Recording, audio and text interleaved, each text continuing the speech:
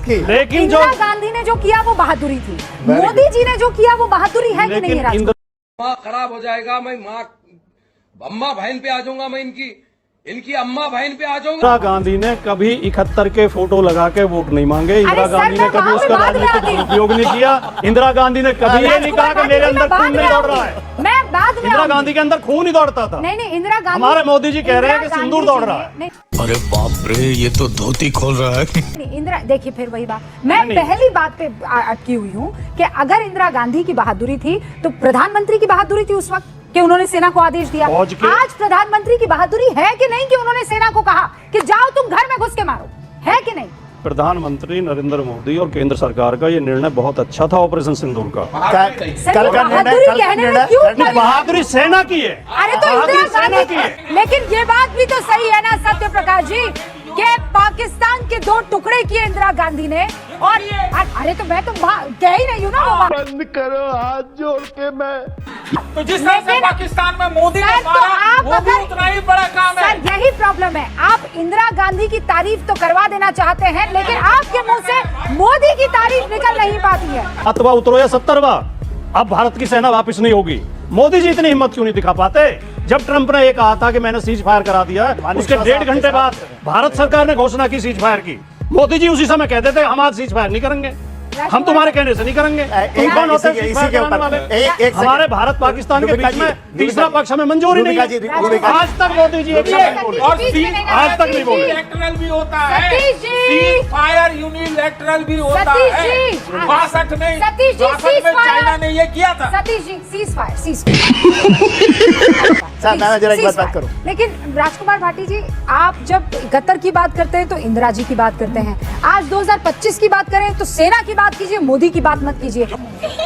ये अलग अलग जो आपने फील्ड मार्शल का नाम ही नहीं लिया। आपने फील्ड मार्शल का नाम ही नहीं लिया। जवाब फील्ड मार्शल मानेक शॉ का नाम आपने 1971 में लिया ही नहीं सर। देखिए रूबिका जी, दोनों स्क्रीन फौज को हमले का आदेश भी सरकार देती है। सुन लिया साहब, उन्होंने मुझसे पूछा, मैं 10 सेकंड में जवाब पूछ रही हैं, केवल 10 सेकंड। जी बोलिए। फौज को हमले का आदेश भी सरकार देती है, राजनीतिक निर्णय होता है। सीज फायर का आदेश भी सरकार ही देती है, फौज केवल एक्शन करती है। उस समय इंदिरा गांधी ने आदेश दिया था, इंदिरा गांधी की बहादुरी थी। आज मोदी जी ने आदेश दिया था ऑपरेशन सिंदूर का, और ऑपरेशन सिंदूर की हमने तारीफ की और इसमें कोई दिक्कत नहीं थी। लेकिन मोदी जी ने जो ट्रंप का विरोध नहीं किया, उससे देश शर्मिंदा हुआ। अच्छा। उससे लगा है कि हमारे प्रधानमंत्री किसी वजह से दब रहे हैं, एक बार आपको अज्ञात वजह से। पूरे सम्मान के साथ एक बार याद, आपने कहा उस वक्त इंदिरा गांधी ने सेना को आदेश दिया, ये उनकी बहादुरी थी। तो आज जब मोदी ने आदेश दिया तो मोदी की बहादुरी है कि नहीं है? अरे रुकिए ना सर, राजकुमार भाटी, मैं तो शुरू में ही कह रहा हूँ कि इस बात की प्रशंसा की जानी चाहिए। प्रशंसा नहीं। देखिए, कुछ सवाल ऐसे हैं जो सेना और उससे अलग हैं ऑपरेशन सिंदूर से, वो मैं उठाना चाहता हूँ बहुत संक्षेप में। पहले तो 22 अप्रैल को वहाँ सुरक्षा क्यों नहीं थी? आतंकवादी इतने आराम से लोगों को 1-1.5 घंटे तक वहाँ कोई सुरक्षा कर्मी नहीं पहुंचा, ये बहुत चिंता की बात। फिर वो आराम से निकल कैसे गए? अब 1 महीने बाद तक भी उनका अता पता क्यों नहीं है? फिर उसके बाद ट्रंप क्यों घोषणा करते हैं हमारे सीज फायर की? ट्रंप ने घोषणा की, फिर हमारे विदेश मंत्री बयान देते हैं हमने तो पहले ही पाकिस्तान को बता दिया था। अगर वो गलती से बोल गए, भूल में बोल गए, तो उन्हें खंडन करना चाहिए, उन्हें इसके लिए माफी मांगनी चाहिए। इससे बहुत खराब मैसेज गया है। बात तो सही है। पाकिस्तान के, मैं एक वो देख रहा था वीडियो न्यूज चैनल की, उसमें रिटायर्ड मिलिट्री ऑफिसर कह रहे हैं अरे हिंदुस्तान की हिम्मत नहीं है, ताकत नहीं है इनकी पाकिस्तान से लड़ने की। उनका विदेश मंत्री मिमिया के कह रहा है हमने तो बता दिया था जी, छोटी मोटी कार्रवाई करेंगे, आप बुरा मत मानना। तो राजकुमार भाटी जी, ये मैसेज जा रहा है। आप जो कह रहे हैं ये किस पर यकीन कर रहे हैं? मतलब आप पाकिस्तान के मीडिया पर ज्यादा यकीन कर रहे हैं कि आप यहाँ के विदेश मंत्री पर ज्यादा यकीन कर रहे हैं कि आप वहाँ अमेरिका में बैठे डोनाल्ड ट्रंप का यकीन कर रहे हैं? किस कलर की चड्डी पहने थे? नहीं, हम ये कह रहे हैं कि हमारे विदेश मंत्री की गलती की वजह से पाकिस्तान को ऐसा कहने का मौका मिला। ऑलराइट, सुधांशु, ऐसी गलतियां नहीं कर। और दूसरी बड़ी गलती विजय शाह और देवड़ा ने की।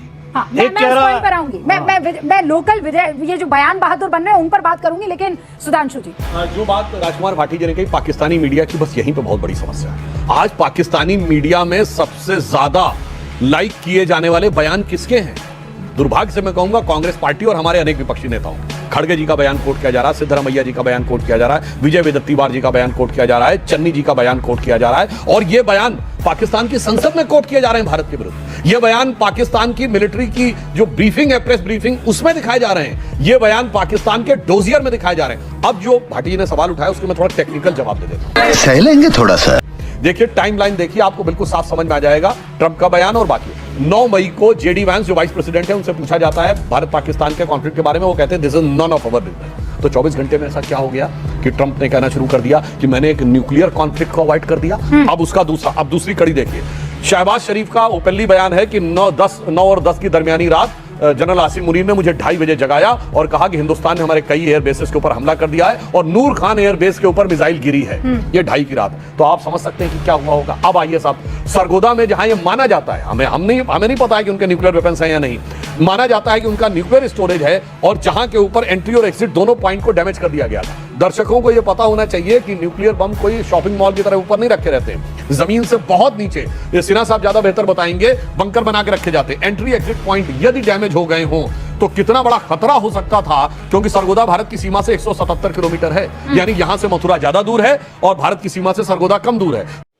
अच्छा, तो in case of any nuclear disaster, वो बात अगर ये अंतरराष्ट्रीय मीडिया में भी बात आई, अमेरिका के विदेश, अब देखिए कनेक्ट करिए सारे डॉट्स को। अमेरिका के विदेश विभाग के प्रवक्ता से 14 मई को पूछा गया कि अमेरिका का कोई टोही विमान गया है लीक की जांच करने, तो वो कह सकता था ऐसा नहीं है। उसने कहा मैं इस पर टिप्पणी नहीं करना चाहूंगा। अब देखिए 10 तारीख की सुबेरे वहां घबराहट होती है, वो संपर्क करने का प्रयास करते हैं भारत से। यह बात विदेश सचिव ने विदेश मामलों की संसदीय समिति में बताई, जिसमें इन पार्टियों के लोग रहे होंगे, उनको निश्चित रूप से अपनी पार्टियों को बताना चाहिए। मैं भी उसमें था, 24 सांसद उपलब्ध थे।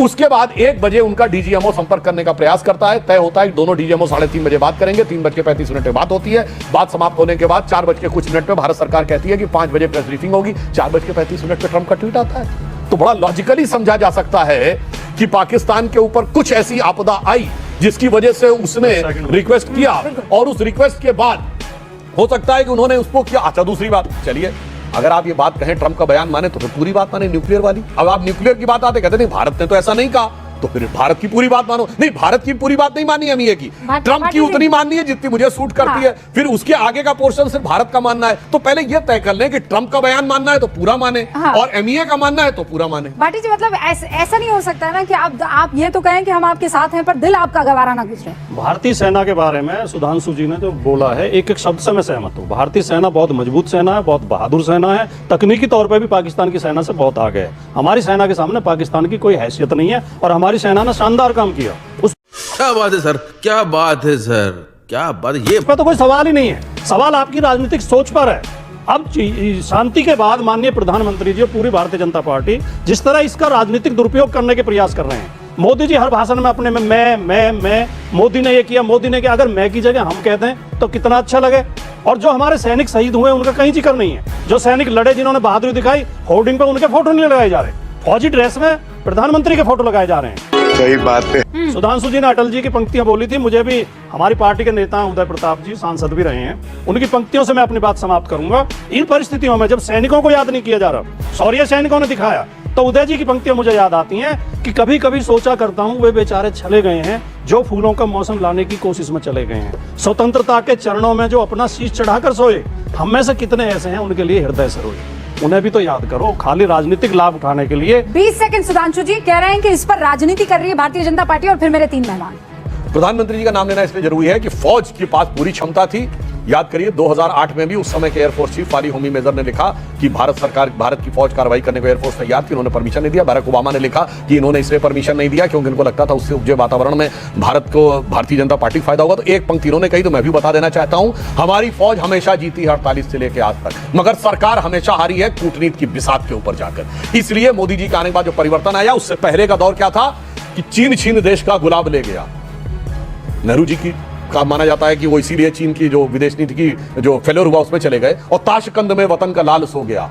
और ये सुलह की शक्ल को संवारते रहे और जीतने के बाद बाजी हारते रहे। तो इसलिए हमेशा ये जाकर हाजी पीर का दर्रा 65 में छोड़ दो, 48 में पीओके में सीज फायर कर लो, उसके बाद 71 में 93,000 सैनिक छोड़ो, 54 वापस मत लो, जो हमने सिंध और पंजाब में वापस लिया था वो पूरा हिस्सा वापस कर दो। फिर शर्मल शेख में कहो कि ज्वाइंट डिक्लेरेशन साइन कर दो कि साहब बलूचिस्तान भी उसका हिस्सा मान लो। तो मुझे लगता है कि अगर मैं फिर एक पंक्ति में कह दूं, आपकी जानते हैं क्या विदेश नीति रही है विपक्ष की? अरे रुको जरा, सबर करो। आधा आधा पंजाब गया, कश्मीर गया और चला बंगाल गया।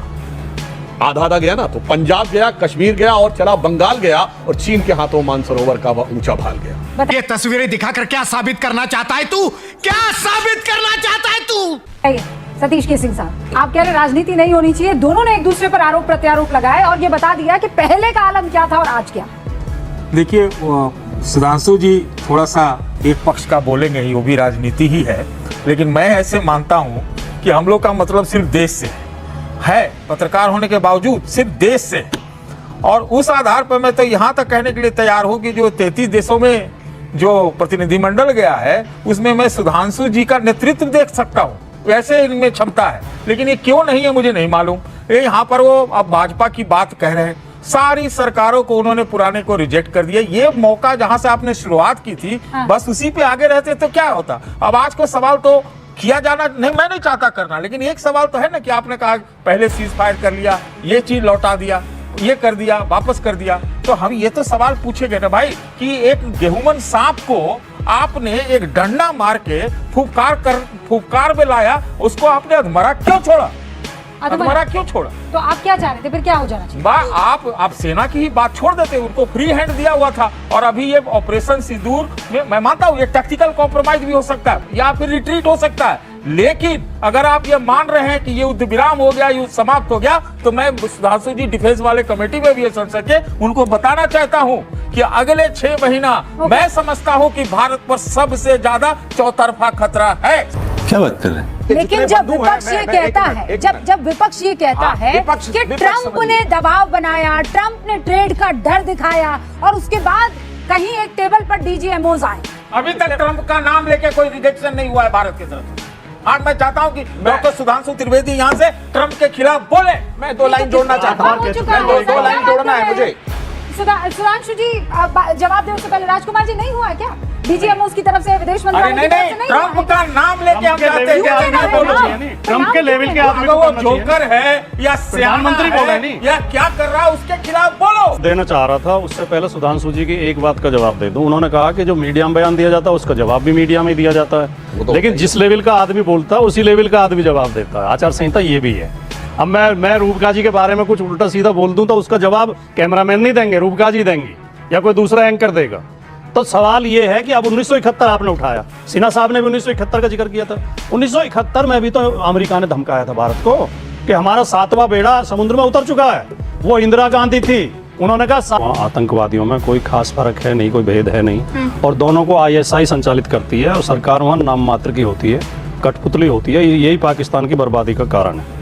पाकिस्तान की सेना के इशारे पर, ISI के इशारे पर 22 अप्रैल को पहलगाम में जो नृशंस हत्याकांड किया गया, जो बहुत ही शर्मनाक और बहुत कायराना था, उसके बाद पूरे देश ने एकजुटता दिखाई, धर्म, जाति, पार्टी सबसे ऊपर उठकर, और सरकार को और सेना को पूरा समर्थन दिया। और सेना के ऑपरेशन सिंदूर बहुत कामयाब ऑपरेशन रहा। पाकिस्तान को काफी नुकसान पहुंचाया, आतंकवादियों को काफी नुकसान पहुंचाया। सेना के शौर्य पर, सेना के पराक्रम पर कोई सवाल नहीं है, लेकिन थोड़ी सी झिझोड़ देते पाकिस्तान को और थोड़ी पिटाई करते तो और ज्यादा ठीक रहता। कम पिटाई हुई। क्या बात है सर, क्या बात, ये बात है। और वो किसी दबाव में एकदम सरकार ने जो समर्थन वो वापस लिया, शांति जो स्थापित की, सीज फायर किया, उसकी थोड़ी आलोचना हुई। और इतनी राजनीतिक आलोचना के लिए स्पेस लोकतंत्र में रहना भी चाहिए। आपने कहा कि दबाव के चलते ये हुआ है, आपको लगता है? नहीं, देखिए उसमें रूपका जी क्या है, 2-3 मैसेज बहुत खराब गए हैं। हाँ। नंबर 1 तो देखिए, मैं थोड़ा सा सवाल, अगर इसको मोदी जी केवल अरबपतियों के लिए योजना लेके आते हो, मेरे पास कोई फाज नहीं है, मुझे माफ कर दे आप लोग सारे, मुझे छुट्टी दे दे। हवाई अड्डे बना रहे हो, बस अड्डे भी बना लो, बस अड्डे पे भी ध्यान दे लो। गरीब भूखे मर रहे हैं, गरीबों के पास बस नहीं है चलने के लिए, गरीबों के लिए सड़क नहीं है, गरीबों के लिए नहीं है बनने के, ये एयरपोर्ट बनना ही नहीं चाहिए।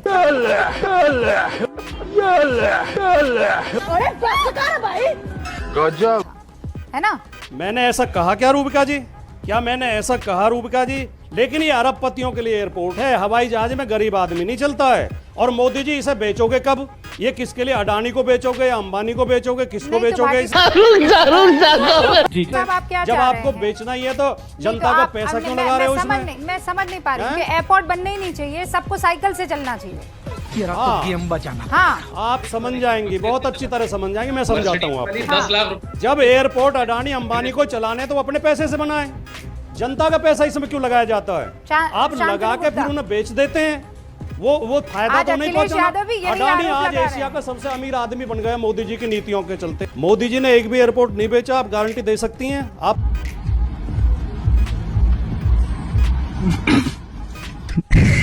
पत्रकारिता करती हैं या क्या नहीं, करती हैं? आप मुझे ये ये बताइए। थोड़ी मर्यादा रखिए। कोई कि मोदी जी एयरपोर्ट बेच बेचा रहे हैं? नहीं जा रहा है सर। क्या आपको लखनऊ गलत एयरपोर्ट पर जानकारी है। अडानी एयरपोर्ट नहीं लिखा हुआ है? संचालन की जिम्मेदारी देना और एयरपोर्ट बेचना दोनों अलग चीजें हैं। ऑटो को किराए पर लेना और ऑटो को बेच अरे देना रूबिका जी, दोनों डिफरेंट रूबिका चीजें जी, हैं। इस देश को मूर्ख मत बनाओ रूबिका जी। अरे इस पे संचालन ड्राइवर अलग चीज हमारा होता है, होगा, बेचना कंडक्टर अलग हमारा चीज होगा, होता है। टिकट हम काटेंगे, सीटी हम बजाएंगे, बस कहाँ रुकेगी ये हम तय करेंगे, लेकिन बस बिकी नहीं है। बस के टायर बिक गए, हॉर्न बिक गया, सीट बिक गई, लेकिन बस नहीं बिकी है, बस अच्छा सुरक्षित एक है। सेकंड अरे भाटी साहब, रूबिका जी एक कृपा सेकंड, करो एक इस देश सेकंड में। मैं कह आप रही हूँ गलत बात दूसरी कहेंगी तो पॉलिटिकल हम कैसे पार्टियां मान लेंगे? अगर किसी पॉलिटिकल एनालिस्ट को लेती है अपने पॉलिटिकल एजेंडा को आगे बढ़ाने के लिए, तो वो उसको अध्यक्ष मान लेती है। हाँ मैं बताता हूँ, अगर भारतीय जनता पार्टी रूबिका लियाकत को अपना एडवाइजर पार्टी जी सुनिए ना, आप इस तरीके की बेकार की बातें मत कीजिए। आप मेरे अरे ऊपर मैं भी पर्सनल रूबिका जी अटैक सम्मान के करेंगे। साथ- माँ खराब हो जाएगा, मैं माँ अम्मा बहन पे आ जाऊंगा, मैं इनकी अम्मा बहन पे आ जाऊंगा। तो आपको भाटी जी लगा के साहब मैं बोल रहा हूँ, आप मैं भी जानते सम्मान